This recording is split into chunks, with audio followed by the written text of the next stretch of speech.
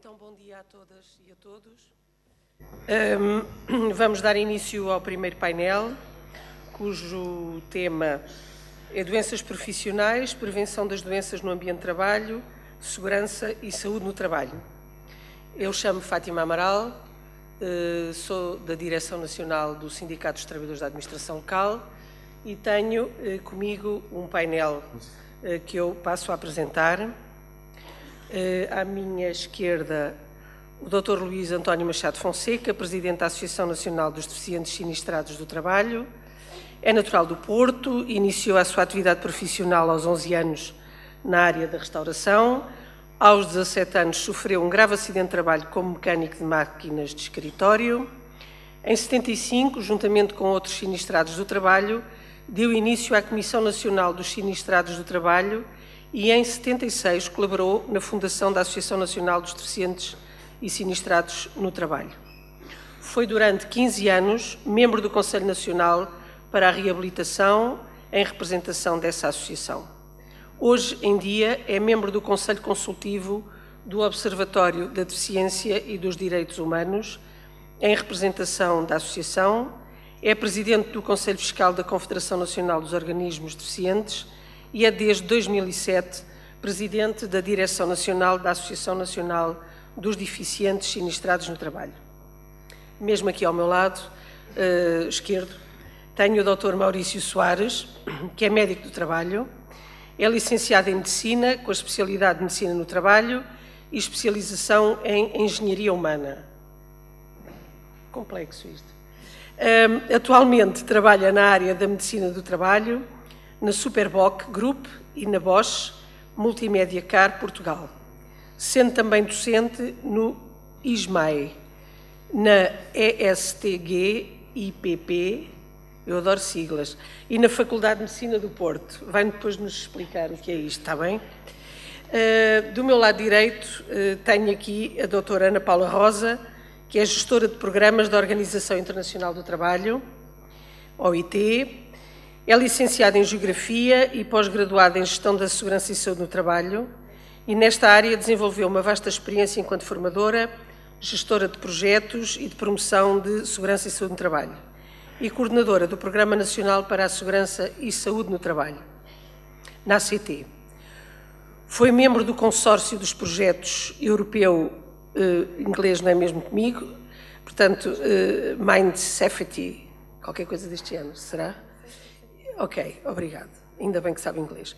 E colaborou na equipa de coordenação do projeto na Autoridade para as Condições de Trabalho. Atualmente desenvolve a sua atividade na Organização Internacional do Trabalho, em Lisboa, enquanto gestora de programas, mantendo a especialidade da segurança e saúde no trabalho, tal como responsabilidades noutras áreas, como empresas sustentáveis, igualdade, género e diversidade, entre outras. Apresentado que está o painel e os distintos oradores, eu queria dizer e fazer um apelo a todos, incluindo aos oradores. Nós estamos com um atraso que já ultrapassa os 30 minutos e vamos ter que ir recuperando este atraso.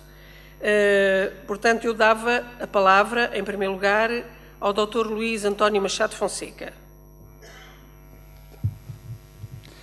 Muito bom dia a todos. Os meus cumprimentos ao Sr. Presidente da Câmara Municipal de Águeda, ao Sr. Inspetor representante da Autoridade para as Condições de Trabalho, cumprimento também os meus ilustres colegas deste painel, cumprimento também a Direção Regional de Aveiro do STAL, agradecendo o convite que foi endereçado à nossa associação, mas acima de tudo felicito-vos pela promoção deste seminário em que se pretende analisar um tema que tem andado muito arredado da comunicação social, como de resto se verificou no passado dia 28 de Abril, Dia Internacional da Prevenção e Segurança no Trabalho.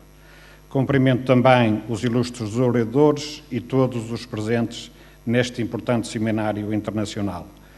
Permitam-me uma breve apresentação da nossa associação. Vendo os muitos operários mutilados que faziam fila diante do órgão semi-oficial, o Instituto do Seguro Operário contra Acidentes de Trabalho, onde trabalhava, Franz Kafka observou para o seu amigo Max Brad: como são humildes, vêm apresentar requerimentos. Ao invés de tomarem a casa de assalto e de levarem tudo, eles vêm apresentar-nos requerimentos. Kafka foi um célebre escritor de origem checa, trabalhou numa companhia de seguros durante um ano, tendo por isso vivido o drama de muitos sinistrados no trabalho. Grande parte da sua obra, que infelizmente foi pouca, porque morreu precocemente aos 41 anos, ele procura denunciar as injustiças e o poder das instituições contra os trabalhadores. Foi precisamente para lutar contra as instituições e pelos direitos dos trabalhadores sinistrados no trabalho e doentes profissionais que, em 24 de julho de 1976, foi constituída legalmente a nossa associação.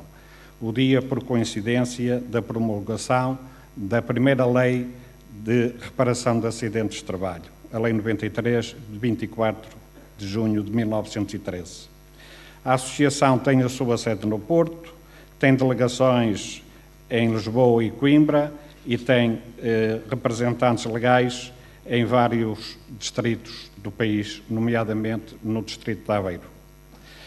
A Associação dos Sinistrados no Trabalho foi durante muitos anos membro do Conselho Nacional para a Reabilitação, que entretanto foi um organismo extinto, infelizmente, para todas as pessoas com deficiência. É membro do Conselho Consultivo, como foi já referido, do Observatório da Deficiência e dos Direitos Humanos, é membro efetivo da Federação Internacional dos Mutilados e Inválidos de Trabalho e Inválidos Civis, com sede na Alemanha.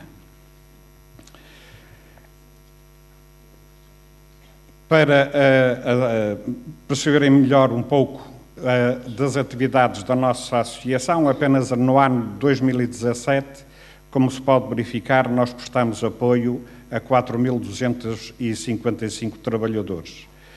Grande parte em todos os distritos do país e, como se pode verificar, o distrito com mais prevalência dos atendimentos foi no Porto, Lisboa e Coimbra, mas também há um crescimento muito significativo aqui no distrito de Aveiro. Temos também, em termos de apoios por valências, predomina o contencioso geral, mas há uma preocupação crescente com as consultas de avaliação clínica da incapacidade, as consultas de apoio psicológico e de apoio social. Infelizmente, e por insuficiência financeira, são ainda reduzidos as visitas domiciliárias e hospitalares pela nossa equipa psicossocial, principalmente no atendimento às pessoas que estão acamadas ou nos hospitais ou nas suas residências. Fim desta pequena apresentação da nossa associação, nós lembramos que, conforme está escrito, todos os anos, mais ou menos por esta altura, em que se comemora o Dia Internacional da Prevenção e Segurança no Trabalho, lembramos-nos que, conforme está escrito na primeira lei do país, a vida, a saúde e a integridade física dos trabalhadores no trabalho e enquanto trabalham deve ser protegida e preservada. No entanto, não obstante este preceito constitucional, o país continua a ter das mais altas taxas de sinistralidade laboral, quase o dobro da média dos países da União Europeia, constituindo esta tragédia uma violenta agressão ao direito à vida. Não será demais lembrar, como a OIT afirma, que 80% dos acidentes de trabalho poderiam ser evitados se fossem cumpridas as regras básicas da prevenção e segurança, mas isso não tem acontecido, nem acontece, especialmente quando se encara o trabalhador como coisa descartável e facilmente substituível. E isto vale tanto para os trabalhadores em funções públicas como para os trabalhadores do privado. Alguém disse um dia: quando morre um ser humano é uma desgraça. quando morrem dezenas ou centenas, é uma estatística. E, na verdade, os acidentes de trabalho e as doenças profissionais não passam de meros dados estatísticos, como se de uma coisa qualquer se tratasse, desvalorizando-se o valor da vida. Quando a OIT afirma que em todo o mundo o número de trabalhadores com doenças profissionais é mais elevado do que a traumatologia, nós sempre nos interrogamos por que razão em Portugal, em termos estatísticos, o número de trabalhadores com doenças profissionais é praticamente inexistente. Será que os portugueses são mais resistentes física e organicamente? Será que somos imunes às doenças profissionais? Não. Na verdade, o que se verifica é uma subparticipação das doenças. Nós temos conhecimento de alguns trabalhadores de autarquias que, com a utilização de produtos químicos, contraíam neoplasias graves e, por vezes, mortais, que não são reportadas como doenças profissionais por desconhecimento dos trabalhadores e dos seus familiares. O silêncio do poder político e da comunicação social sobre esta nódoa grande e gorda, que é o desprezo a que se têm votado as leis da prevenção e segurança no trabalho, que mancha os mais de 200 mil acidentes anualmente registrados no nosso país, deve ser denunciado, criticado e fortemente condenado. Não temos dúvida que a maioria dos acidentes, quer no setor público, quer no privado, não acontecem por acaso. São causados por violação, por vezes grosseira, das regras de segurança. Quando um trabalhador morre soterrado numa vala que não estava como devia, devidamente entivada, o que é necessário mais para se considerar estarmos perante um crime previsto e punível pelo Código Penal? Que valor estamos a dar à vida? Não vai há muito tempo que nós tivemos notícia de que alguém, por roubar alguns chocolates num supermercado, foi condenado à pena de prisão. Um acidente de trabalho ou uma doença profissional não é um evento traumático que resulta apenas dano físico. Resulta também prejuízo económico, danos morais, danos estéticos, de desprazer, perda de qualidade de vida. Todos nós temos projetos de vida pessoal e familiar, e esses projetos passam necessariamente por um emprego com direitos, designadamente o direito à prestação do trabalho em condições de segurança e da saúde e da integridade física. E quantas vezes esses projetos com que sonhamos ficam reduzidos a cinzas por causa de um acidente de que não tivemos culpa. Permitam-me um exemplo real, porque é através da realidade que tomamos consciência daquilo que estamos a falar.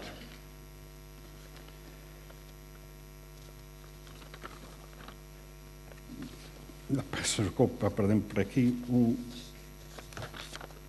O Sr. José, nosso associado, de 45 anos, foi vítima de um grave acidente de trabalho em 2013, de que resultou traumatismo craniano grave. Apresenta lesões irreversíveis, tetraplegia. Está consciente, colabora na execução de ordens simples e tenta comunicar emitindo sons imperceptíveis. Alimenta-se por mão com muita dificuldade. Está totalmente dependente de terceira pessoa, encontra-se internado numa unidade residencial especializada. O Sr. José é casado, tem 2 filhas, uma de 7 anos e outra de 14. A filha mais nova apresenta choro fácil, dor de barriga frequente e só pergunta quando é que o pai regressa à casa. A filha de 14 anos tornou-se agressiva na escola e já tentou agredir a mãe, apresenta desconcentração e desinteresse pela escola, chumbou o ano e isola-se. A esposa apresenta depressão, labilidade emocional e sistema nervoso muito alterado, tendo recaído sobre si todas as responsabilidades, sustento do lar, pagamento das contas, educação das filhas e acompanhamento do estado clínico do marido. Perante isto, a nossa psicóloga solicitou à entidade responsável a consulta de psicologia para as filhas, consulta de psiquiatria para a esposa do sinistrado, o pagamento das deslocações à residência onde o seu marido está internado, a resposta obtida pela seguradora. O assunto exposto não é da nossa responsabilidade. Ao ser informado pela psicóloga deste processo, que naturalmente contestamos, veio-me à memória uma notícia que dava conta de que as seguradoras tiveram lucros superiores a 200 milhões de euros. E fiquei calado, entregue a deprimentes e amargas cogitações sobre o meu país, o meu tempo e o mundo em que vivo. E este é apenas um dos muitos exemplos de que aqui poderíamos trazer. Os trabalhadores em funções públicas, durante muitos anos, estiveram completamente desprotegidos quanto vítimas de acidente de trabalho ou de doença profissional. Com a promulgação do Decreto 513 e legislação complementar, embora com algumas lacunas e insuficiências, o legislador procurou não apenas corrigir uma injustiça, mas, acima de tudo, dar cumprimento à linha F do artigo 59 da Constituição da República. Como se nota no artigo da Lei Fundamental do país, não se faz distinção entre trabalhadores do setor público e trabalhadores do setor privado. Se os trabalhadores do privado, com responsabilidade transferida para uma seguradora, não estão, como deviam, devidamente protegidos, muito por culpa de um regime jurídico injusto e de uma gestão mercantilista das seguradoras, os trabalhadores em funções públicas, em muitos casos, não estão em melhor situação. Para muitos desses trabalhadores, especialmente das autarquias, existe dupla responsabilidade pela reparação em caso de acidente de trabalho. A seguradora, quando existe responsabilidade transferida, e a CGA. Muitos ficam confusos porque não sabem onde acaba a responsabilidade de uma e começa a responsabilidade da outra. E a confusão adensa-se quando o trabalhador, inicialmente tratado na seguradora, inconformado com os resultados, recorre para o Tribunal de Trabalho e este diz-se incompetente para julgar esses processos. Nos casos em que a responsabilidade pela reparação do acidente de trabalho ou da doença profissional é exclusivamente da CGA, esta comporta-se como a pior das seguradoras.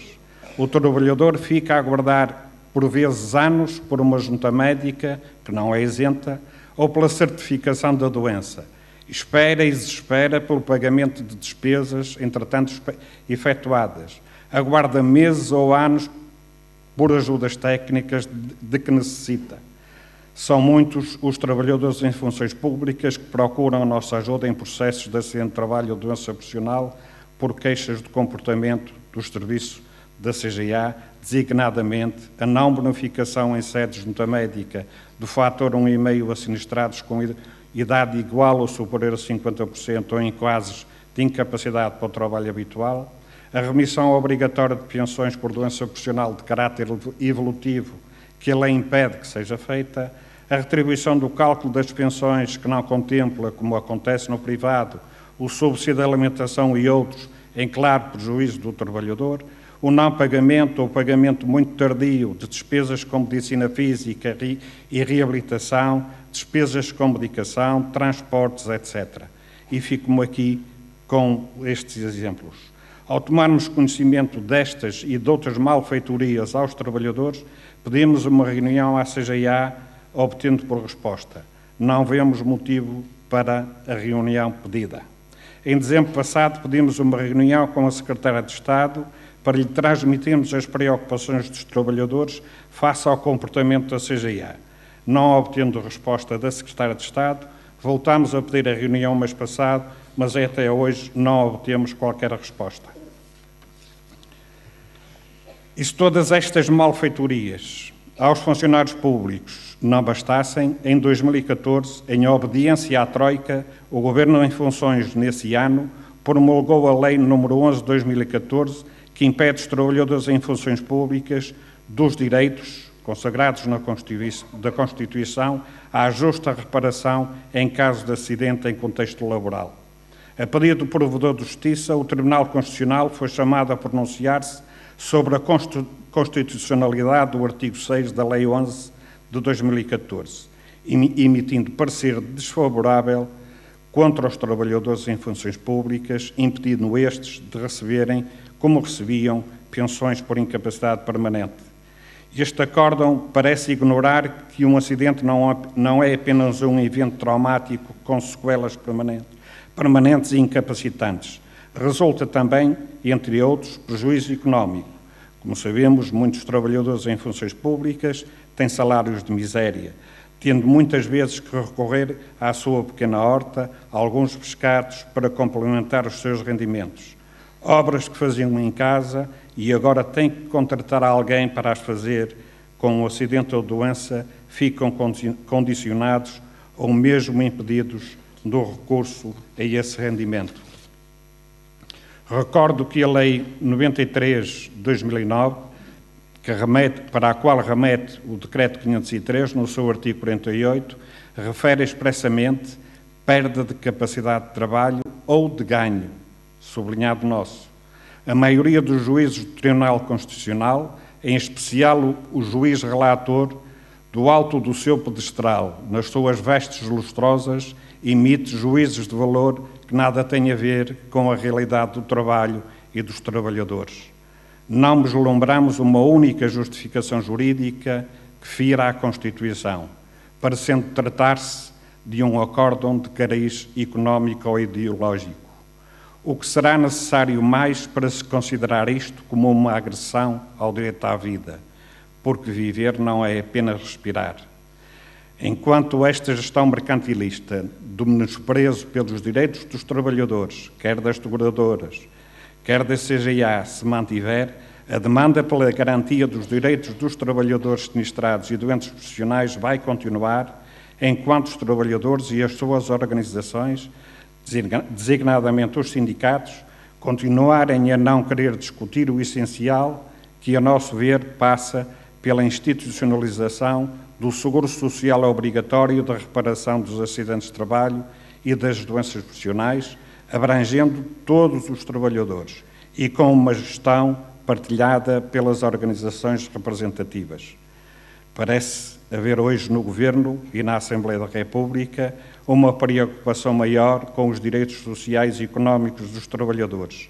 Esperamos que essa preocupação não seja condicionada pela obsessão da redução do déficit. Impõe-se intensificar a luta pelo cumprimento da lei fundamental do país, não apenas no que se refere à prestação de trabalho em condições de segurança, mas também à justa reparação quando vítimas de acidente de trabalho ou doença profissional. Caras amigas e caros amigos, sendo certo que é a Assembleia da República e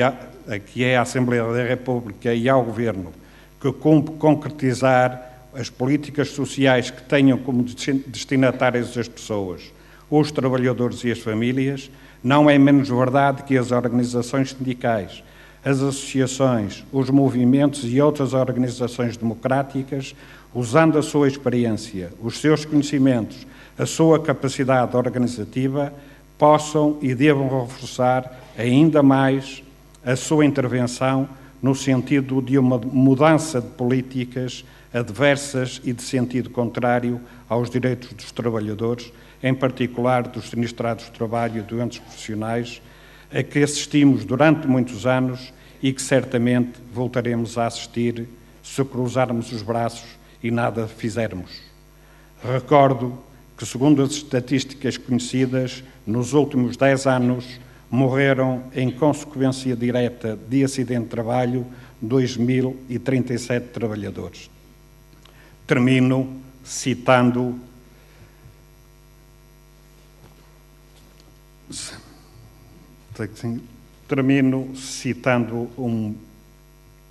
André Cancian.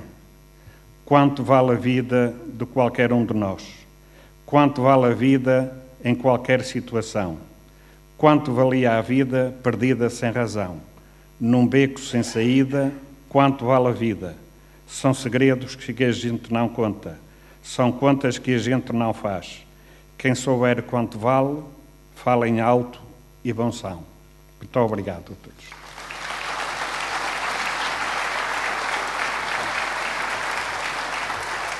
Obrigado ao Luís Fonseca. Dou a palavra ao Dr. Maurício Soares.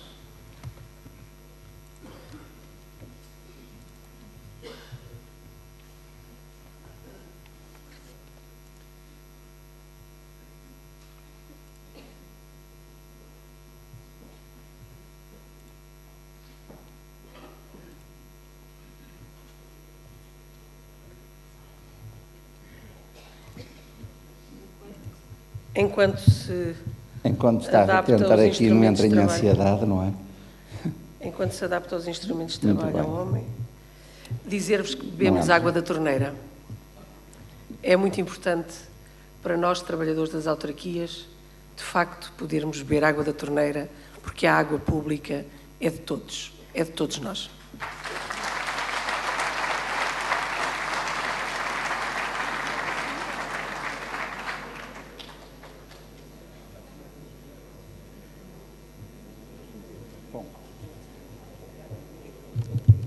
Então, muito bom dia, gratos pelo convite.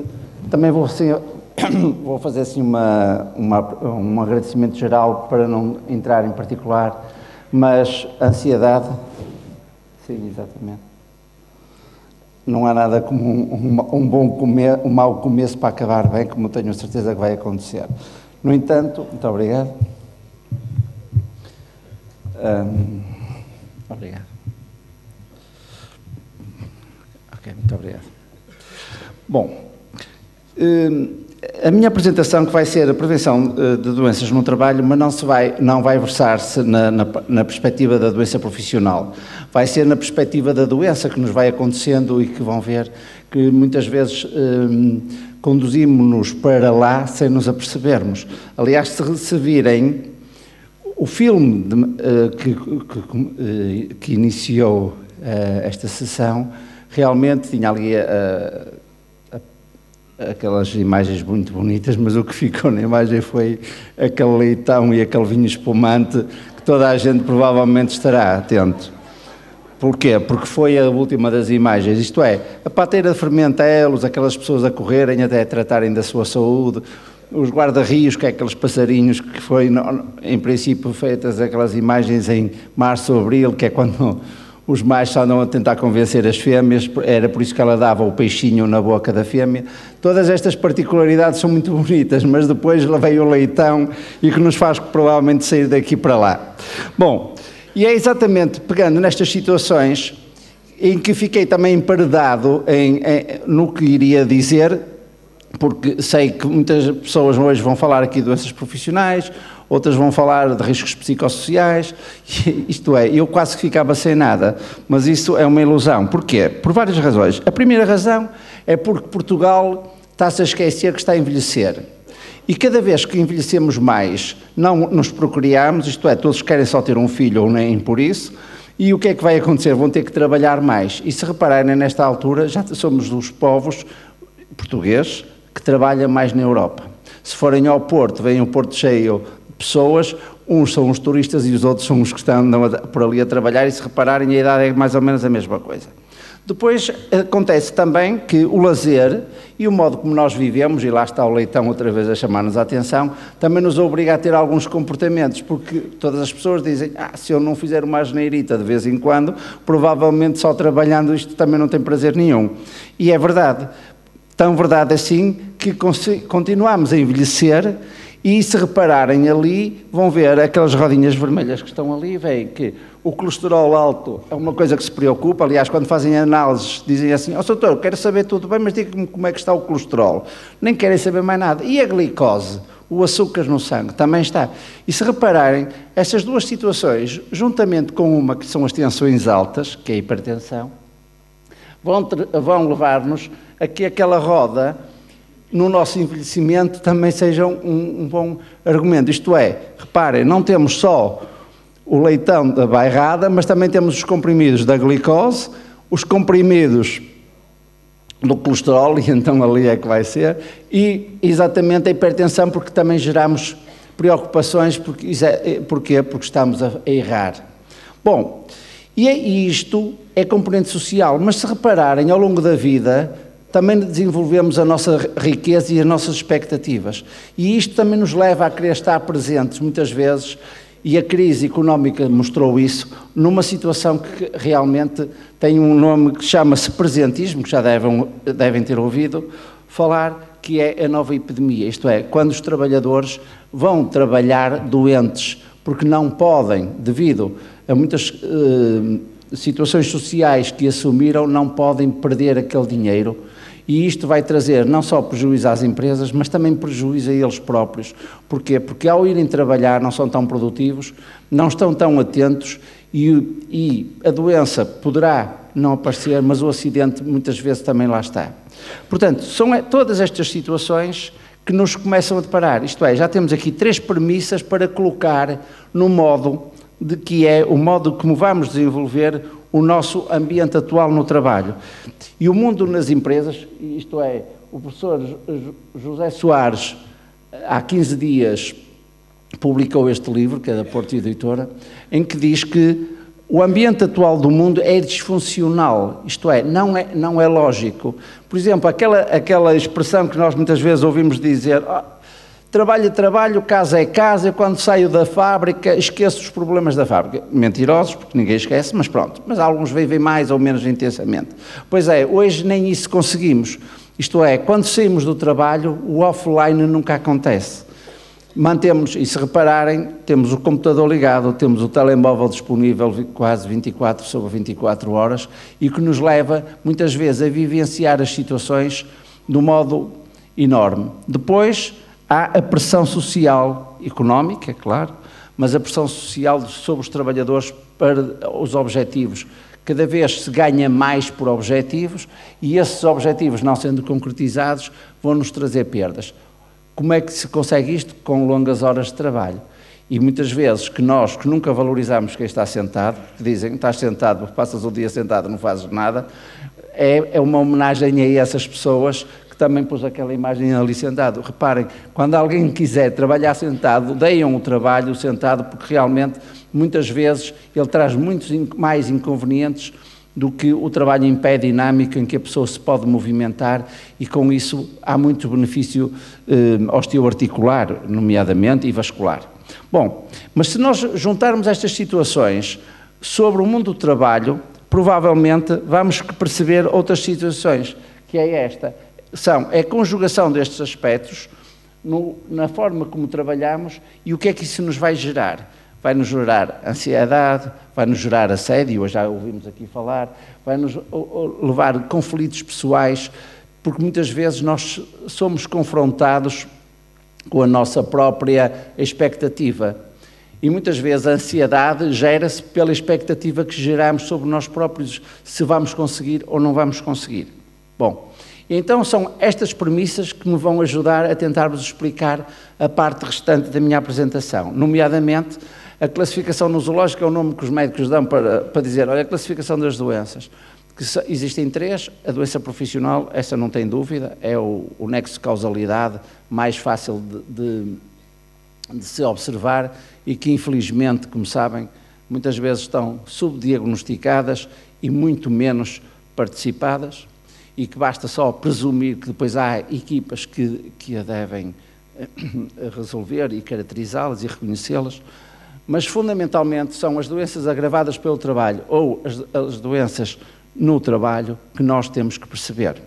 Isto porquê? Como sabem, a medicina do trabalho é uma disciplina que envolve a componente de saúde e segurança do trabalho, em que a função dela, ou o objetivo principal dela, é verificar a aptidão física e psíquica do trabalhador para o seu posto de trabalho.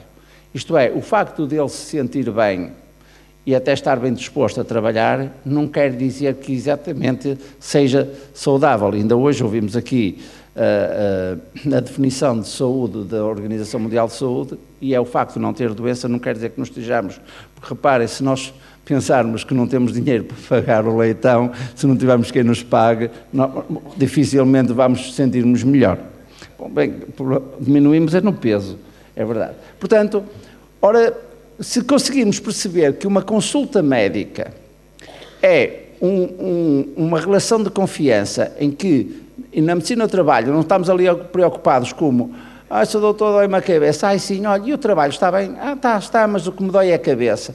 Muito bem, olha, e a família? Também está boa, mas o que me dói é a cabeça. Enquanto não levar a aspirina ou o Benurão, não para de pensar noutra coisa. A medicina do trabalho tem esta riqueza, permite-nos ganhar confiança com os trabalhadores, permite-nos perceber as pessoas como pessoas, que é muitas vezes algo que elas estão esquecidas, mas fundamentalmente permite-nos ter um questionário que conseguimos perceber não só o seu mundo do trabalho, e aqui o risco para a doença profissional e o acidente de trabalho, mas sim também para as doenças do comportamento e a higiene que nós podemos ter em relação a essas situações.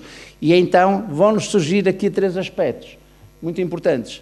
A higiene do sono, e aqui para os mais novos, higiene não quer dizer tomar banho, quer dizer saber dormir, não é? Os hábitos alimentares e o perceber as expectativas do trabalhador. Isto porquê? Porque nós próprios temos um relógio biológico, e este relógio biológico que se chama ritmo circadiário, cada hora tem a sua função. Por exemplo, porquê é que não estão agora a dormir? Porque se virem ali, é a hora em que estão muito mais ativos intelectualmente, portanto, estão muito mais predispostos para aprender, estão muito mais dispostos para observar e, portanto, provavelmente não é só o orador que poderá estimulá-los para ouvir, mas também o corpo está atento. Mas se porventura fizeram ritmos de trabalho, nomeadamente os turnos, estão alterados, provavelmente alguns que fizeram à noite e vieram para aqui diretamente não estarão tão atentos. Porquê? Porque o seu ritmo biológico está alterado. Não está alterado o ritmo biológico no seu corpo, isto é, o relógio, mesmo parado, acerta 2 vezes por dia as horas, não é? Mas, fundamentalmente, é o modo como nós nos vamos adaptando ao longo destas horas. E o que é que isso vai gerar? Vai gerar ansiedade, como sabem, é um aspecto muito importante nas pessoas, mesmo aqueles mais calmos geram ansiedades, que dizem normalmente, eu sou daqueles que como por dentro, porque há outros que comem para fora, que partem tudo, e esses são muitas vezes os mais saudáveis.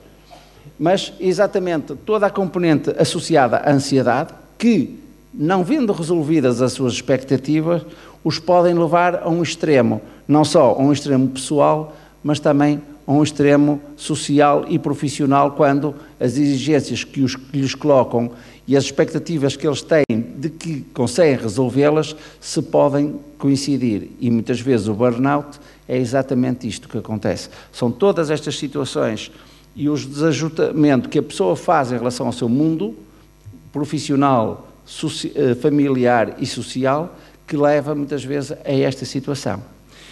E o sono é muito importante, acreditem.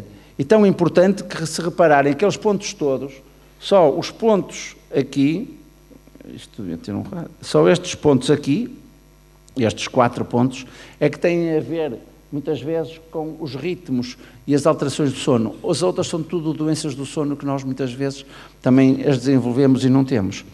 E há muita maneira simples de estudar o sono.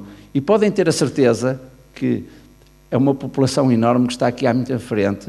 Se nós fôssemos fazer um gráfico do sono que nos ajuda a estudar o sono, podem ter a certeza que mais de metade da população que está aqui, e temos aqui muitos jovens que contrabalancem, mais de metade da população que está aqui não é capaz de ter um gráfico normal como este, em que isto quer dizer que dormimos mais fisicamente no início de um sono, naquelas primeiras horas, e no fim do sono, que são estes, é que aparece o sonho. Estes dois gráficos aqui no fundo são as horas do sonho. O que é que isto significa? Significa que nós dormimos por ciclos de 90 minutos, que se repetem durante a noite, em 5 ciclos e média num adulto, mas em que cada ciclo tem uma maneira diferente de estar. E o sonho psíquico, que é o sonho da memória, é por isso que muitas vezes as pessoas que dormem mal dizem eu esqueço-me agora de tudo, porque não fazem o reset à memória, não fazem a higiene da memória. Muitas pessoas que dizem eu acordo mais cansado do que ao que me deitei, é porque não estão em condições, e como já vão ver. E portanto, muitas pessoas, nomeadamente aqueles turnos que começam às 5 horas, nunca fazem este sono, porque nem que se deitem antes, não conseguem repará-lo. Porquê? porque nós todos começamos a dormir à mesma hora. Sabem que hoje é às 8h30, mais ou menos, que é quando começam a entardecer, os nossos olhos percebem isso, até os cegos sabem isso, e começamos a produzir a melatonina que nos vai levar a dormir. Depois, a maior parte das pessoas que estariam aqui provavelmente teriam este gráfico, que é dificuldade a adormecer, e depois dizem assim, qualquer coisa me acorda. Esta qualquer coisa me acorda são estes pontos aqui. Isto é, nós não estamos acordados, mas temos um sono superficial. E depois dizem assim, durmo muito depressa, sinto-me mais cansado do que me deitei, sonho muito, vejam a fragmentação aqui dos sonhos, em vez de ter aquele aspecto largo, não, aqui, isto é um sonho, um sonho, um sonho, um sonho, um sonho, e é por isso que as pessoas dizem, estou toda a noite a batalhar, a batalhar, a batalhar, que é exatamente porquê? Porque não conseguem repousar e não têm uma boa higiene de sono. Que isto levaria muitas coisas a falar, mas só para perceberem que depois traz-nos um grande problema, que são as insónias. E os fatores de risco da insónia, se nós formos médicos e tivermos uma relação ótima nas empresas com os trabalhadores e os conseguimos perceber, vão ver que a primeira queixa das insónias está relacionada com o trabalho por turnos. Não só porque o trabalho de turnos implica, mas sim porque também, e deixem-me dizer-lhes, o trabalhador muitas vezes é indisciplinado. Sabem que se eu logo à noite for para a tainada, não tem problema, deito-me mais tarde, amanhã levanto, mas depois durmo à noite. Um trabalhador que faz turnos tem que ter uma disciplina enorme, porque nós não podemos esquecer que a sociedade nos coloca problemas. E nós, em vez de dizermos mal, temos que também, dentro do mal, perceber e adaptar-nos. E coloca-nos uma disciplina tal a estes trabalhadores que eles forem convidados para ir no sábado ver a Festa do Porto, campeão nacional, vão ter muitas dificuldades porque ou estão a trabalhar ou vão dizer que não podem ir porque vão dormir porque amanhã se têm que levantar cedo. E é uma pena. Portanto, vejam, tudo isto o que é que vai fazer? Vai gerar a ansiedade, vai gerar a depressão e depois vai gerar uma coisa muito estranha, a dor, não a dor da alma, que essa também existe, mas a dor física e aquelas dores musculares. Porquê? Porque os músculos recuperam-se durante a noite. Aliás, a fibromialgia, que se discute, uns aceitam ou não, está muito relacionada com a incapacidade da pessoa conseguir ter um sono regular. E se virem, essas pessoas que têm fibromialgia, muitas vezes têm depressões. E com a depressão têm fragilidade no sono e não conseguem dormir. Ora, isto tudo junto não só dá a dor da alma, como eu dizia, mas também dá a dor física. E, portanto, é isto que nós temos que perceber. Mas não só. Porquê?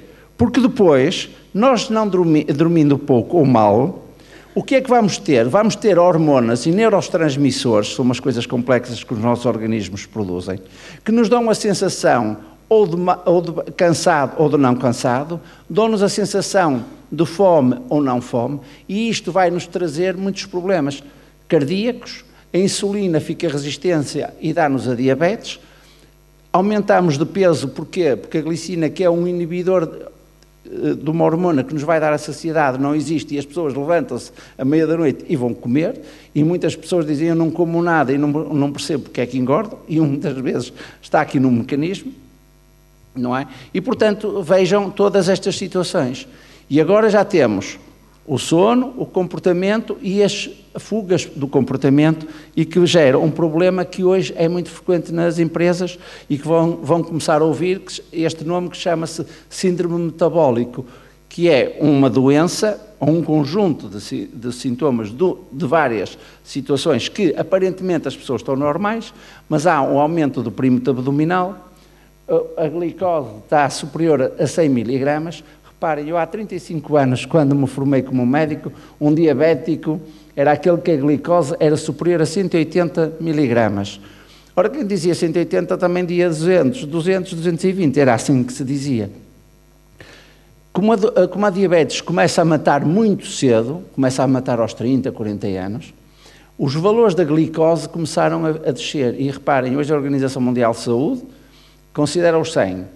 O Sistema Nacional de Saúde, quem tiver 105, 110 já tem direito a ser considerado diabético e recebe a sua caderneta de diabético como se aquilo fosse um prémio e não percebe que tem que se tratar, porque quanto mais precocemente começamos a tratar estas situações, melhor. E reparem, e uma diabetes não mata, vai estragando ao longo do caminho, e quando estes estragos se juntam, então é que vai traduzir-se nessa complexidade.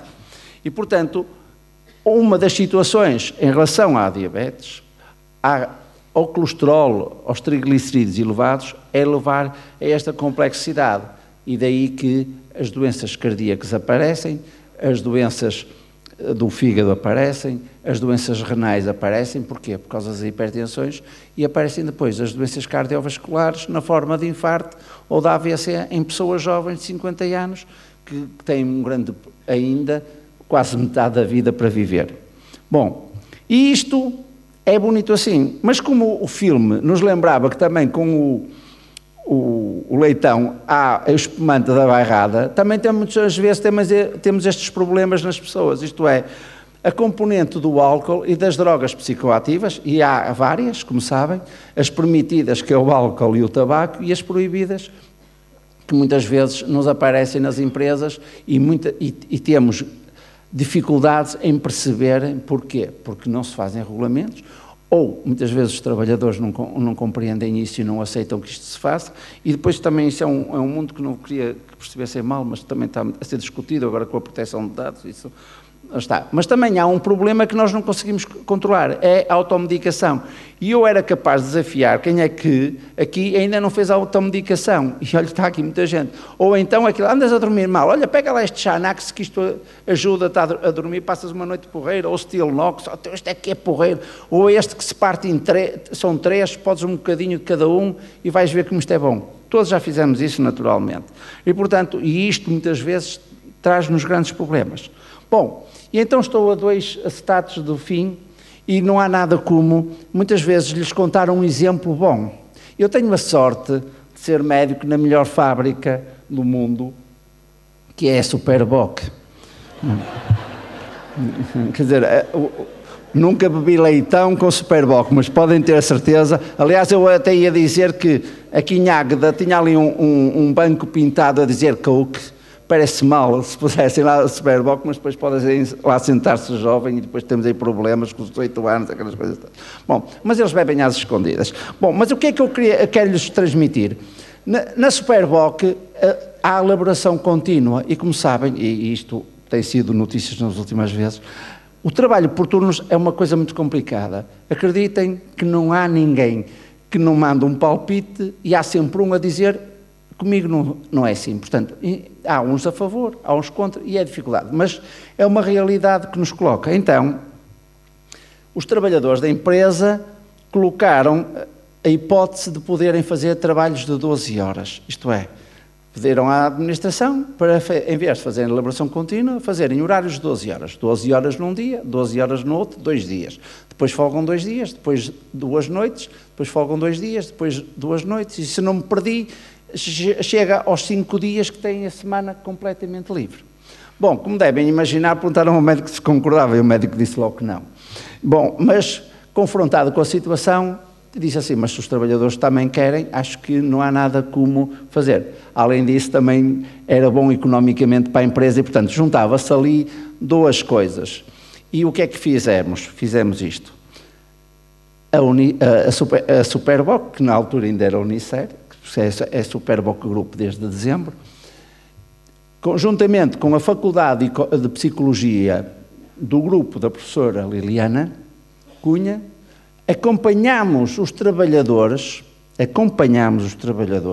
a vê-los trabalhar, a perguntar como é que eles se sentiam, como não se sentiam, durante 1 ano, isto é um trabalho, e vão ver, este trabalho vai começar a aparecer nas revistas, durante 1 ano a perguntar e a saber o sentir deles. E depois, isto são as várias fases, que o programa chama-se 8-12, que é o que quer dizer das 8 horas para as 12 horas, e depois temos aqui o resultado. Peço desculpa ser assim, mas é só para verem que muitas vezes as empresas também têm sorte de ter um bom ambiente de trabalho e a sorte também de trabalhar. E então, os trabalhadores todos que querem continuar as 12 horas. E a média de idades destes trabalhadores, e estou a falar os trabalhadores operacionais, porque os administrativos não entram aqui, como sabem, mas são os da produção, trabalham 12 horas, a manutenção também, e têm 32 anos de idade média. Todos querem aquilo. Quando lhes foi colocada a hipótese, esta pergunta, e daqui a 20 anos vê-se a trabalhar nestes turnos, todos, ou a maior parte deles responderam, nem pensar. Sabem quem é que disse, de 20 anos não estou cá porque são os que admitem ainda trabalhar, são os mais velhos. Sabem qual é a tristeza? Também não há coisas más. A tristeza é que eu andei 1 ano a convencer estes trabalhadores para, nas suas reivindicações, que não, eles não reivindicam, conversam, não é de reivindicar, são de conversar, que deviam ter a cantina aberta às 3 horas da manhã para fazerem uma refeição quente. Porquê? Porque durante 1 ano já tivemos muitos problemas gástricos. Então a empresa reuniu com eles e disse assim, sim senhora, vamos-vos dar a refeição quente, mas os 10 euros que vocês têm de subsídio por retribuição noturna, vamos retirar. Sabem o que é que eles fizeram? Não aceitaram.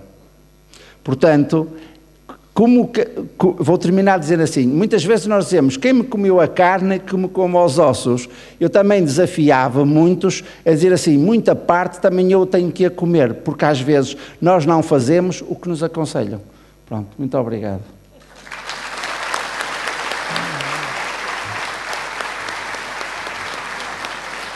Obrigada ao Dr. Maurício Soares e vai agora intervir a doutora Ana Paula Rosa.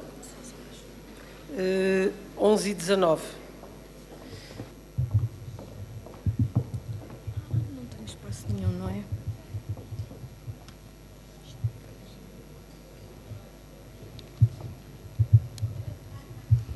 Bom dia, Águeda. É com muita satisfação que eu estou aqui hoje a representar o escritório da OIT em Lisboa e gostaria de felicitar o CETAL e os seus responsáveis por esta iniciativa. Obviamente que também tenho que agradecer muito em particular à Direção Regional de Aveiro, na pessoa do Sr. António Conceição, pelo amável convite que nos fez e que aceitámos com muito prazer. A comunicação que vos trago aqui hoje é sobretudo dirigida aos jovens e por isso felicito todos os jovens que estão aqui na sala presentes hoje, porque esta preocupação da OIT de eleger como tema para a campanha mundial do Dia também, Mundial de Segurança e Saúde no Trabalho, conjuntamente com a celebração do Dia Mundial da Luta contra o Trabalho Infantil. Portanto, é uma campanha conjunta, dirige-se a toda a sociedade, a todos os interlocutores do mundo do trabalho, alertando sobretudo para os principais riscos e desafios a que os jovens estão sujeitos no mercado de trabalho, mas é sobretudo um alerta para os jovens que pretendem iniciar ou já iniciaram a sua primeira experiência de trabalho. Vou fazer em primeiro lugar uma brevíssima apresentação da OIT para aqueles que não estão familiarizados com ela, com esta instituição das Nações Unidas, e seguidamente irei apresentar a campanha.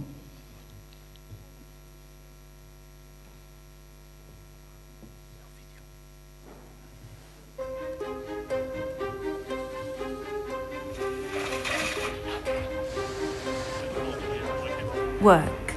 Whether you've got it, you need it, or you depend on others to have it, work is central to your well-being. Work gives our lives purpose, dignity. Work gives us our humanity. Some 200 million people need work. Millions more have work but live in poverty. Hundreds of millions lack the basic labour rights to give them a living that is healthy, safe and secure. The International Labour Organization is the UN agency for the world of work. It was founded on the belief that social justice is essential to universal and lasting peace. The ILO promotes decent work for all, through an agenda that aims to give people a fair stake in their working lives and in society. The ILO was created in 1919 as part of the Treaty of Versailles that ended World War I, to ensure social justice for people at work. It became a specialised agency of the newly formed United Nations after the Second World War, and today has a membership of 187 countries that continues to grow. The ILO received the Nobel Peace Prize in 1969, and today is recognised as the world's authority on the world of work, its impact seen at key moments in history. Headquartered in Geneva, and with over 40 field offices around the globe, the ILO is unique amongst international organisations, where not only governments, but employers and workers as well have equal voices. They work together to create labour standards and policies that impact today's global economy. In 2008, the ILO adopted a declaration on social justice for a fair globalisation to respond to a world faced with economic crisis. It made decent work the core of ILO policy and put a decent work agenda into practice. The Decent Work Agenda has 4 strategic objectives: promote decent employment opportunities, enhance social protection, strengthen tripartism and social dialogue, guarantee fundamental principles and rights at work. Decent work is Goal 8 of the UN's 2030 Agenda for Sustainable Development and is an integral part of all 17 Sustainable Development Goals. The ILO's Decent Work Agenda is an essential contribution to peace and security, to sustainable economic growth and the dignity of men and women, globalization, disruptive technologies, rising inequality. The world of work is changing faster than ever before. The ILO brings nearly 100 years of knowledge, experience, and achievement as it considers the future of work. From the ILO, we come to this with a mandate. And our mandate in the end is to promote social justice in work. And that's the best way to keep our world peaceful.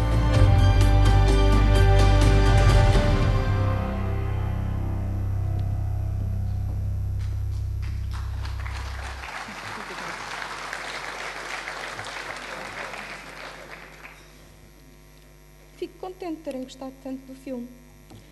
Para aqueles que estão menos familiarizados, a OIT é assim uma espécie de... Portanto, é uma agência das Nações Unidas especializada nas questões do trabalho e é uma espécie de governo mundial para as questões do trabalho que tem uma particularidade, eu não sei se perceberam muito bem, estou-me a dirigir sobretudo às pessoas mais jovens e menos familiarizadas, claro, com a questão do tripartismo. É que todas as decisões são tomadas consensualmente entre os governos e os parceiros sociais, o que inclui representantes dos empregadores e também dos trabalhadores. Era só esta nota que vos queria dar e aquele filme, devido às limitações de tempo, permite-me saltar diretamente para aquilo que me trouxe aqui hoje e que é a campanha Geração Segura e Saudável.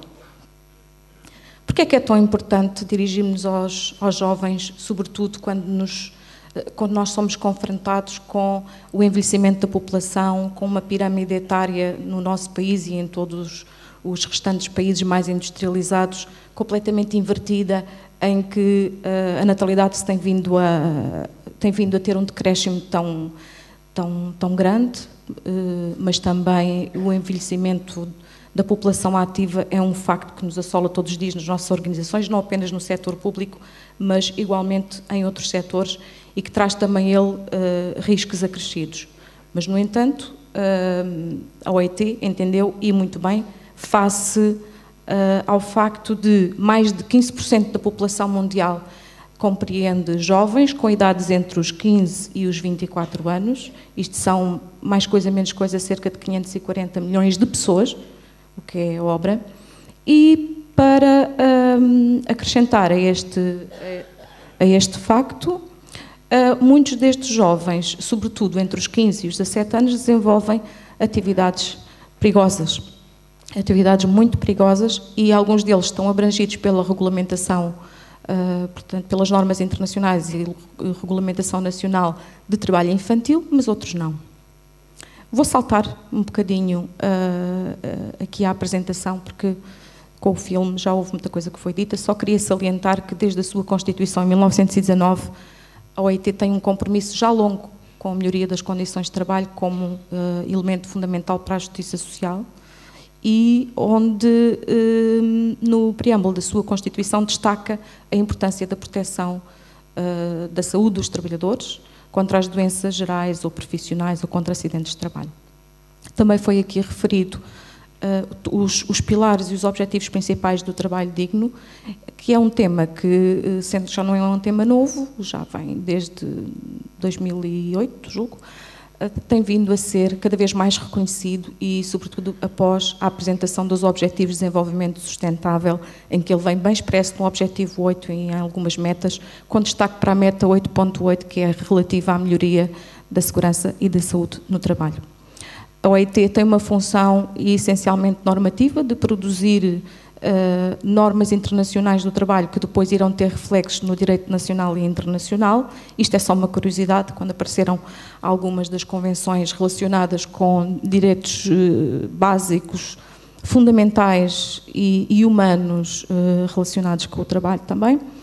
E só passando assim muito sucintamente por algumas das normas fundamentais que a OIT adotou, eu destacava em primeiro lugar as primeiras que dizem respeito diretamente à liberdade sindical e ao direito à sindicalização e à negociação coletiva, e portanto temos aqui muitos dirigentes sindicais, temos aqui muitos representantes dos trabalhadores, e é importante que percebam que algumas destas convenções absolutamente fundamentais passam por essa representação, por essa consulta, por essa participação, e que isso é um direito consagrado nas normas internacionais do trabalho.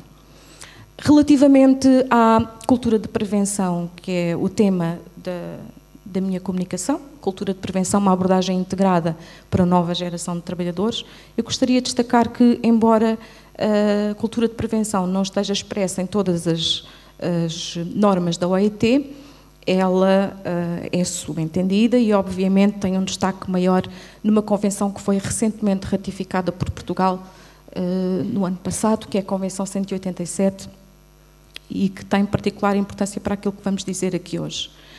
Eu estou a passar muito sucintamente por estas coisas das convenções, porque tudo isto está no site da OIT, portanto, se tiverem, e a minha apresentação também vai ficar disponível, portanto eu não vou ter tanto tempo como pensava, e vou passar à frente. Quando falamos em trabalhadores...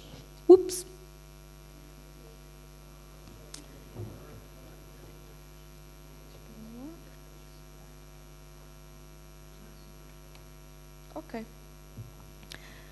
Pronto, já chegamos.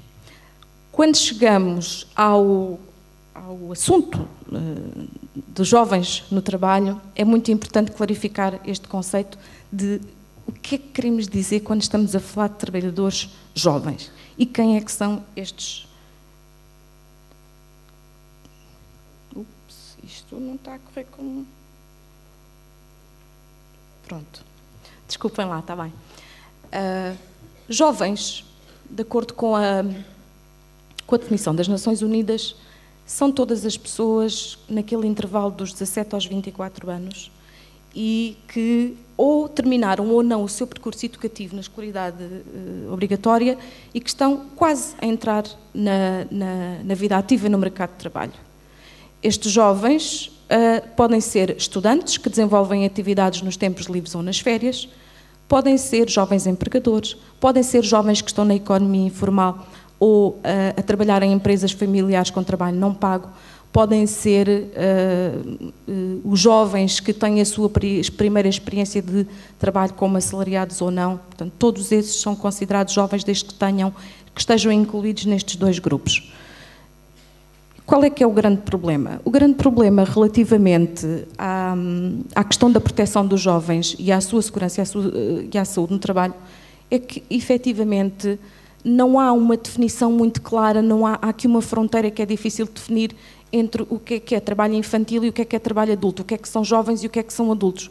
Porque se, de facto, algumas normas internacionais do trabalho abrangem como trabalhadores, como crianças, nesta regulamentação de trabalho infantil, com proteções especiais que definem quais é que são as atividades e em que condições é que elas são desenvolvidas, e com especiais condicionalismos para jovens dos 15 aos 17 anos, que não podem realizar todas as atividades, e em condições perigosas também não. Há algumas atividades que estão vedadas aos jovens. O que se passa com os trabalhadores dos 18 aos 24 anos é que já não estão abrangidos por esta legislação. E não estando abrangidos por esta legislação, obviamente estão fora desse âmbito, estão abrangidos pela legislação geral para os trabalhadores adultos de segurança e saúde no trabalho e, portanto, não gozam dessas prerrogativas e dessa proteção social. Já foi aqui dito que eu não me vou demorar em estatísticas, nem mesmo nas da OIT, porque algumas já foram aqui referidas e, sendo que são importantes, o mais importante da preocupação que está no centro desta campanha é, efetivamente, fazer com que, quando os jovens entrem para o mercado de trabalho, possam, de alguma forma, reconhecer os riscos e os perigos no seu local de trabalho e saber como é que hão de antecipá-los e ter, sobretudo, apoio e que seja também ouvida a sua voz. Essas estatísticas, de facto, dizem-nos, e eu vou apenas fazer uma remarca aqui para as estatísticas da União Europeia, da Agência Europeia, que referem que os trabalhadores jovens têm uma probabilidade de vir a sofrer um acidente em 40%, portanto, superior à dos restantes trabalhadores. E porquê é que isto acontece, basicamente? Isto acontece porque os jovens, quando chegam ao mercado de trabalho, para além de ter menos habilitações e menos qualificações, também têm menos experiência e, muitas vezes, o facto de estarem tão pressionados, ou no seu primeiro emprego, ou porque têm um trabalho precário, ou porque têm um trabalho temporário, ou porque simplesmente não está muito bem definida a sua relação contratual com o empregador, e têm medo de, se fizerem alguma reivindicação ou alguma queixa, poderem vir a ser retaliados por causa disso. As pessoas não se sentem muito à vontade, por vezes os ambientes de trabalho também não são muito facilitadores de dar a voz aos mais jovens, até mesmo pelos próprios colegas trabalhadores que têm mais experiência e que, de alguma forma, apesar da experiência e de saber como é que se fazem as coisas, muitas vezes também têm níveis de aceitabilidade do risco muito mais elevados e ensinam da forma que sabem os mais jovens, sem, por vezes, nunca haver possibilidade de ter informação em segurança e saúde no trabalho. Existe aqui uma questão ligada à vulnerabilidade maior que os jovens têm relativamente aos acidentes de trabalho, à ocorrência, porque existe sempre essa probabilidade e é muito grande. E essa vulnerabilidade está relacionada não apenas com o seu desenvolvimento físico e mental, portanto, nós estamos a desenvolver-nos até aos 20 e picos anos, temos também, muitas vezes, maiores pressões sociais. Eu estou a dizer temos, não sei se já se aperceberam, também me estou a incluir no grupo dos jovens, porque também tenho cá dentro uma jovem eterna aprendiza. Portanto, digo nós, quando estamos no local de trabalho e quando somos mais jovens, temos uma necessidade maior de aceitação e uma preocupação muito maior com o facto de sermos vistos com a nossa imagem, com o facto de podermos ser vistos com competência e com autonomia, o que leva, por vezes, a que alguns jovens incorram em comportamentos de maior risco. Para além dessa vulnerabilidade, que muitas vezes não é refletida nas estatísticas, ou porque elas não são muito fiáveis, ou porque é muito difícil manter as estatísticas dos trabalhadores, dos acidentes de trabalho, desde que eles eram jovens e ingressaram pela primeira vez no local de trabalho, e já hoje foi dada aqui uma importância muito grande aos dados estatísticos, à recolha desses dados e à análise também. E o que acontece por vezes é que, para além desses dados serem pouco fidedignos e não haver não poderem estar definidos com critérios que permitam essa comparabilidade, muitas vezes eles também não são específicos relativamente às questões e aos riscos que afetam os jovens. E atenção que estes jovens estão presentes em setores de elevada sinistralidade, como sejam, por exemplo, a construção, a agricultura e a indústria, e também a administração local, que é um grande empregador, e recebe muitos jovens, por exemplo, na construção civil, jovens que muitas vezes trazem baixas qualificações e que vêm menos preparados e que, como já foi aqui dito, não apenas são mais propensos a adotar comportamentos de riscos, mas também enfrentam condições de trabalho com más práticas. sobretudo relativamente à ausência de mecanismos sistemáticos que identifiquem os perigos, que avaliem os riscos e que tomem medidas efetivas, levando em conta as necessidades das pessoas, assim elas sejam ouvidas. E muitas vezes, hoje em dia, é muito comum, porque existem grandes transformações no mundo do trabalho e no mercado de trabalho, é muito comum, com esta nova revolução tecnológica chamada Revolução 4.0, onde as novas formas de trabalho e de relação de trabalho também, por vezes, não estão muito definidas. É muito comum atribuir-se à questão comportamental e aos trabalhadores a sua responsabilidade pela sua própria segurança e dos pares. Isso é tudo muito bonito, desde que as pessoas tenham ao seu alcance os recursos e as oportunidades para que possam fazer face a esses riscos. O que se passa é que temos aqui que lutar conjuntamente em duas frentes. A primeira é alterar, melhorando continuamente as condições de trabalho, e quando eu estou a falar de condições de trabalho não me estou a referir apenas e só às questões da segurança que nós encontramos no ambiente do trabalho ou de perigos e riscos que podem atentar contra a nossa integridade física, mental, psicológica, etc. Mas estou a falar também de outras componentes do trabalho que são importantes para que as pessoas mantenham a sua qualidade de vida e bem-estar, como seja uma remuneração digna, condições de valorização na carreira, desenvolvimento e realização pessoal, relação com os seus pares, ambiente de trabalho, etc, etc. Tudo isso são condições de trabalho. Alguns fatores de risco são presentes nos locais que estão presentes nos locais de trabalho, são comuns a todos os trabalhadores, mas existem outros fatores de risco que potenciam esses já existentes, como sendo, por acaso, problemas de iluminação, problemas de sei lá, riscos biológicos, contaminação com agentes patológicos, manuseamento de produtos químicos, etc. E existem alguns riscos que são acrescidos pelas características inerentes à juventude. Já aqui referi os níveis de desenvolvimento físico e mental, já falei dos aspectos psicológicos que podem incorrer em comportamentos de risco, mas não só, existem outros. E, por exemplo, relativamente ao desenvolvimento físico e às questões físicas, às características físicas dos jovens, hoje em dia está provado, por exemplo, que o manuseamento de alguns produtos químicos, porque os jovens também têm reações mais extremas em contacto com algumas toxinas e com algumas substâncias que vêm interferir, nomeadamente, na sua regulação hormonal, etc, etc, e que podem pôr em risco a sua saúde, com uma agravante, é que se uma pessoa menos jovem tiver um acidente de trabalho ou contrair uma doença profissional, o período de tempo em que ele está no trabalho é muito menor do que o de um jovem, para além de poder destruir a sua vida, destrói também a possibilidade de ter outros desafios, outras carreiras, outros empregos, outros rendimentos e também de aproveitar condignamente todas as oportunidades que teve de acesso à formação e à educação nesta matéria. Depois estão aqui referenciados alguns perigos para a segurança, nomeadamente condições perigosas de trabalho, como é trabalhar com algumas máquinas e ferramentas em condições deficientes, trabalho vertical, trabalho subterrâneo, trabalho confinado, trabalho isolado, tantas atividades que são desenvolvidas de forma perigosa e as quais requerem respostas urgentes e uma ação concertada com esta gestão destes riscos, por forma a fazer face às necessidades e aos problemas encontrados.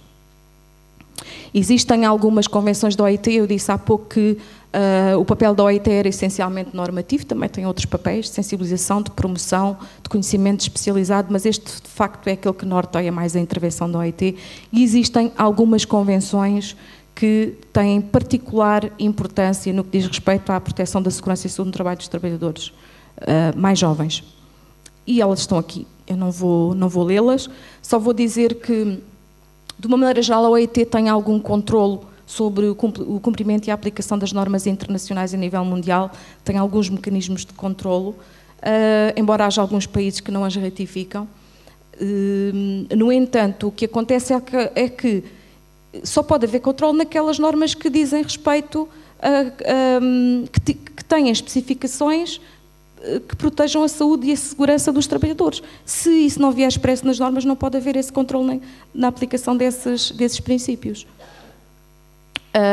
incluído aqui, porque esta campanha é uma campanha conjunta, também as normas internacionais sobre o trabalho infantil e sobre as piores formas de trabalho. E só referir que, por exemplo, relativamente à agricultura, que é um setor de elevada sinistralidade, mais de metade, a nível mundial, são sempre valores mundiais, mais de metade dos jovens que desenvolvem trabalho infantil e atividades perigosas no mundo estão empregados na agricultura através de trabalho formal ou informal.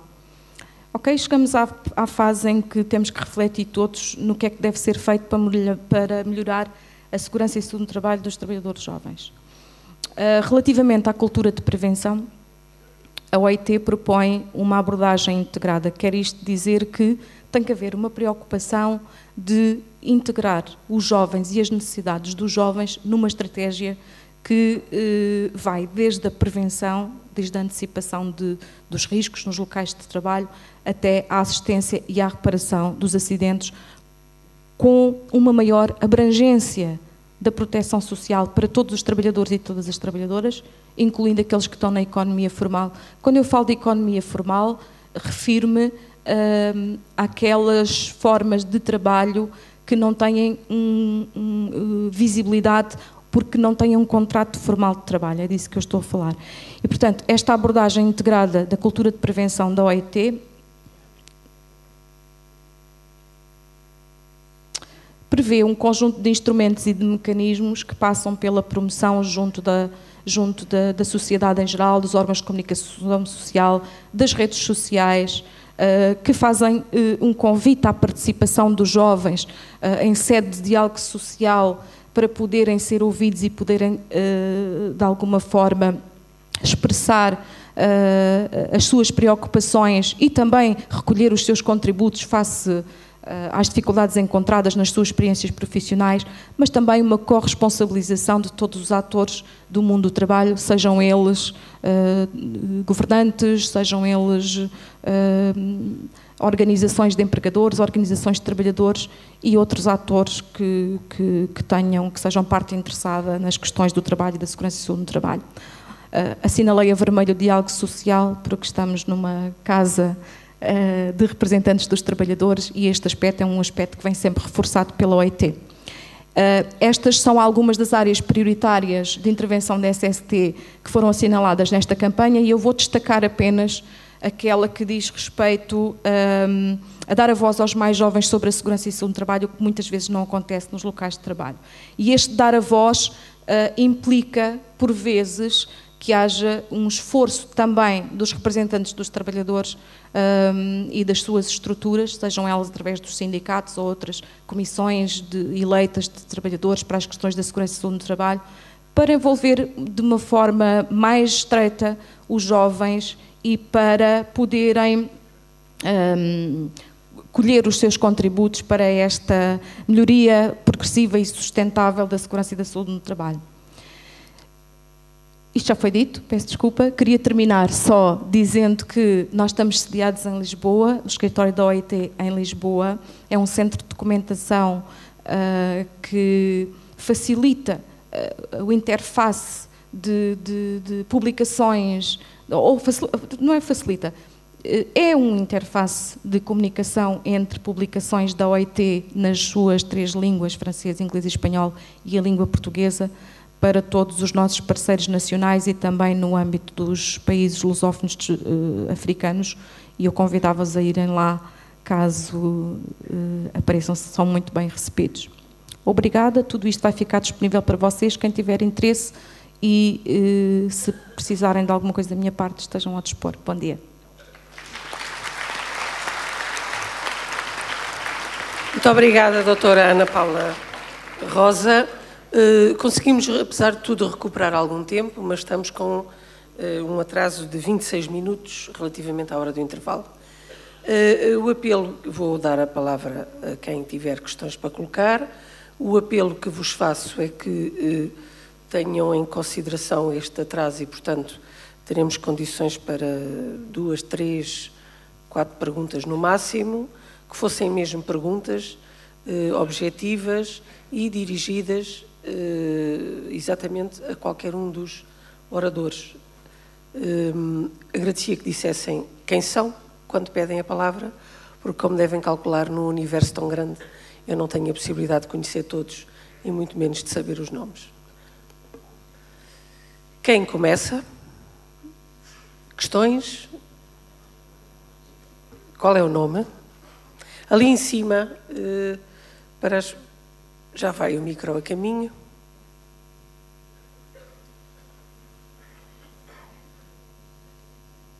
O nome e de onde são, claro.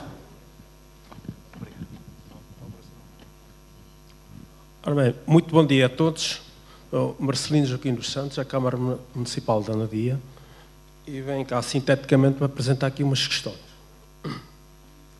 Para já, falando na insegurança, quero saber quantas vezes devemos ter uma consulta médica, né, na medicina do trabalho, mensalmente? Para quando é que será endereçado um convite ao Governo Central para marcarem a sua presença nos próximos seminários? E para quando a ACT fará que a sua presença no local de trabalho seja muito mais sentida? Saliente, para quando?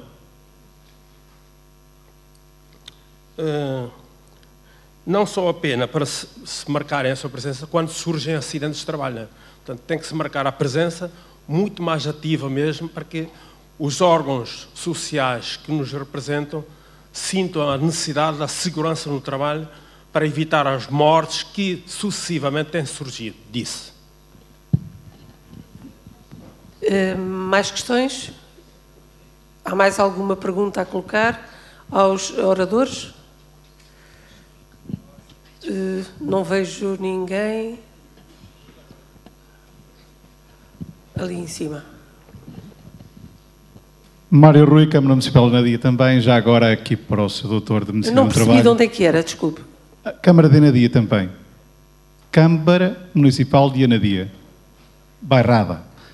Para o Sr. Doutor, em termos de Medicina do Trabalho, eu gostaria de, e eu próprio fui um exemplo concreto, o nosso médico de Medicina do Trabalho, à época, porque eles vão variando, não é sempre a mesma figura, tem critérios, por vezes, que, e no meu caso, foi de brincadeira. Eu cheguei, fui chamado à consulta, apresentei o meu problema, justifiquei devidamente, inclusive com um relatório médico, e o Sr. Doutor manda-me para a Medicina do Trabalho, mas dá-me como apto para todo o serviço. Quer dizer, há ali um contrassenso de todo tamanho. Lembro que, à época, eu era leitor, andava com uma moto, portanto, e o meu problema era de coluna e estava a perder forças, portanto, tinha crises de perca de energia num dos membros inferiores.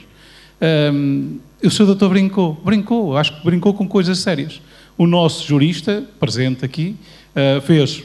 Conjuntamente eu expus-lhe, ele fez uma exposição, fui chamado a segunda vez e o Sr. Doutor tem o desplante de virar-se para mim e dizer claramente que em 30 anos de serviço era a primeira vez que alguém estava a calcar os pés. Eu também lhe respondi, Sr. Doutor, lamento, mas o senhor pôs-se a jeito. É só. Obrigado.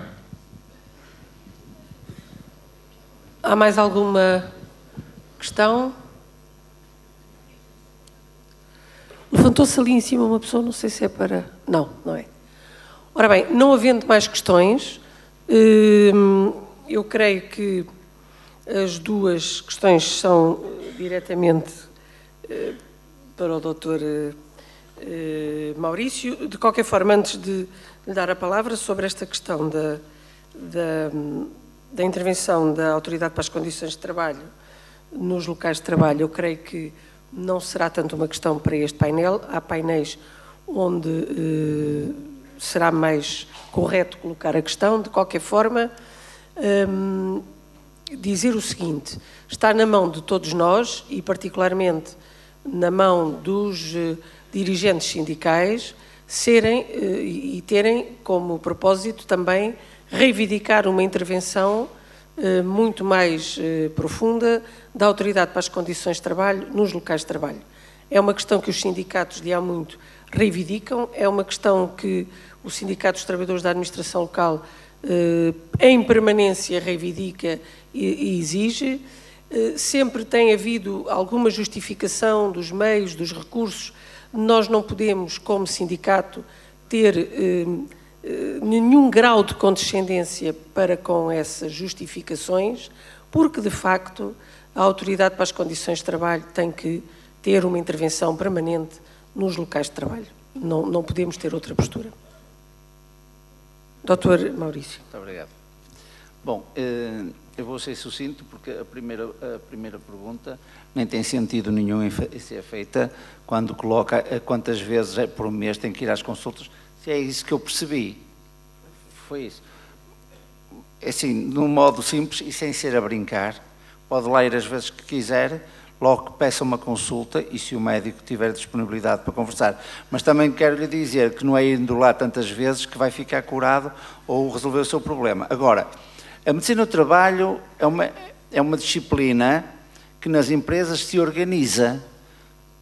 Há os trabalhadores, do modo geral, acima de 50 anos, têm todos os anos um exame periódico, abaixo de 50 anos, de 2 em 2 anos, a não ser que haja sujeito a determinados postos de trabalho que obriguem exames com outra periodicidade. Por exemplo, quem tiver o horário noturno, são exames todos anuais. Portanto, se tem que lá ir todas as vezes, eu acredito que nunca resolveu nenhuma situação.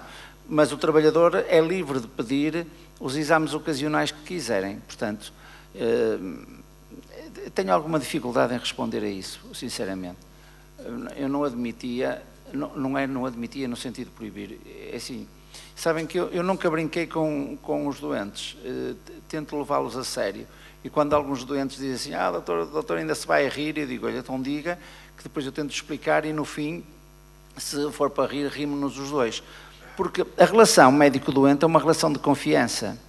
E se um doente ou um trabalhador, e normalmente estamos a falar de pessoas saudáveis ou a iniciar problemas de saúde, nós temos que ter o respeito devido para criar uma confiança, porque senão nunca vai haver essa confiança. E olhem que, mesmo havendo essa confiança, muitas vezes os trabalhadores não entendem o que a gente lhe diz e deturpam todas as situações.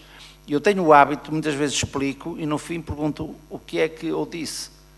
E às vezes não sei exatamente o que eu disse. Portanto, é assim, eu esperava que se fosse meu doente não o ter lá todos os dias, não é? Eu esperava era que lhe tentasse resolver a situação e resolvo.